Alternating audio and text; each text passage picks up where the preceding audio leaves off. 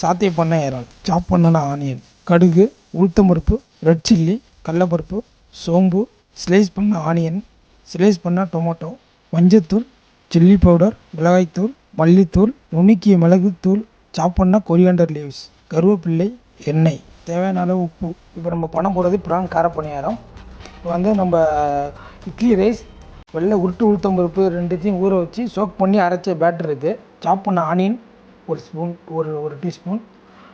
தேவையான PRAN already cook பண்ணி வச்சுருக்க ப்ரான் கொஞ்சம் போட்டுக்கிறோம். அடுத்து வந்து pepper powder, black pepper powder, first கடுகு தேவையானது, தேவையான சால்ட், தேவையான டர்மரிக் பவுடர் போட்டு மிக்ஸ் பண்ணிக்கிறோம். மிக்ஸ் பண்ணதுக்கப்புறம் இப்படி இருக்கும், இந்த கலரில், இந்த கன்சிஸ்டன்சியில் இருக்கணும். சேம் இட்லி பேட்டர் மாதிரி இருக்கணும். கடாய் சூடாகிடுச்சு. இப்போ நான் எல்லா குழிகளையும் ஆயில் ஊற்ற போகிறேன். ஆயில் கம்மியாக ஊற்றினா போதும், ரொம்ப அதிகமாக ஊற்ற வேண்டாம். சட்டியில் ஊற்றின எண்ணெய் சூடாகிடுச்சு. இப்போ நம்ம கையில் ஏற்கனவே ஆல்ரெடி அரைச்சி வச்ச மாவு இப்போ எண்ணெய் சட்டியில் ஊற்ற போகிறோம்.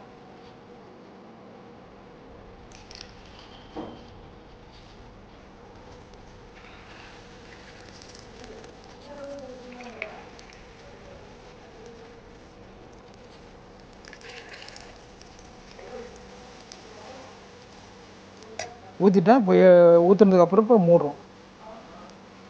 மூடி ஒரு 5 நிமிஷம் கழிச்சு திருப்பி எடுப்போம். 5 நிமிஷம் ஆச்சு, ரெடி ஆகிடுச்சு. ரெடி ஆனதுக்கப்புறம் திருப்பி போகணும்.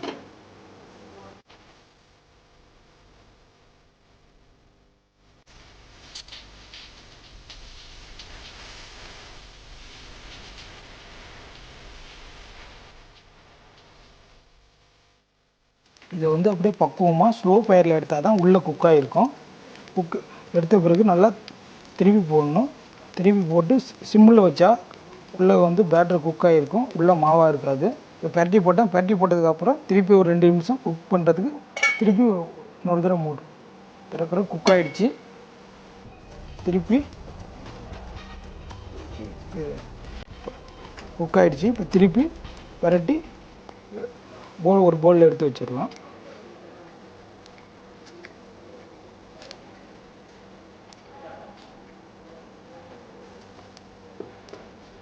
எடுத்த பணியாரம் இந்த கலரில், இந்த கோல்டன் கலரில் இருக்கணும். பணியாரம் பண்ணிவிட்டு இப்போ அந்த பணியாரத்துக்கு தேவையான மசாலா எப்படி பண்ண போகிறோன்னு பார்க்குறோம்.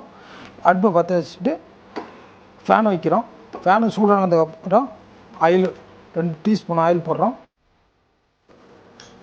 ஆயில் போட்டு சூடானதுக்கப்புறம் தேவையான கடுகு கொஞ்சம் போடுறோம்.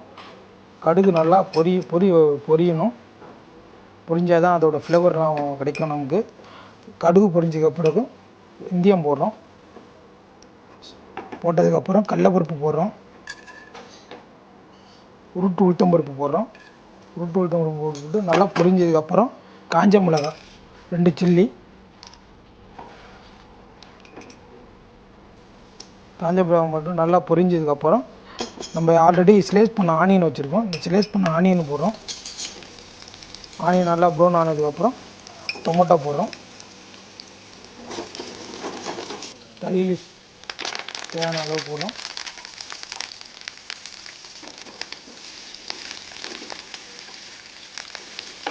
பொரிஞ்சிருச்சு. பொரிஞ்சதுக்கப்புறம் நம்ம தேவையான மஞ்சத்தூள், மிளகாய்த்தூள், மல்லித்தூள் போட்டு மிக்ஸ் பண்ணுறோம். மிக்ஸ் பண்ணிவிட்டு தேவையான சால்ட்டு போடுறோம். சால்ட்டு போட்டு இந்த பச்சை வாடை போகிற வரை நல்லா குக் பண்ணுறோம். குக் பண்ணிவிட்டு நம்ம ஆல்ரெடி பணியாரம் ரெடி பண்ணி வச்சுருக்கோம், ப்ரான் பணியாரம். இந்த ப்ரான் பணியாரத்தை இதோட நம்ம ரெடி பண்ணிகிட்டு இருக்கிற மசாலாவோட மிக்ஸ் பண்ணுறோம். பச்சை வாடை போயிடுச்சு. மசாலாவோட நம்ம ரெடி பண்ணி வச்சுக்கிறத இந்த ப்ரான் பணியாரத்தை போட்டு மிக்ஸ் பண்ணுறோம். மிக்ஸ் பண்ணி அதோட மசாலாவோட ஃப்ளேவர்லாம் இந்த பணியாரத்து நல்லா உள்ளே இறங்கணும்.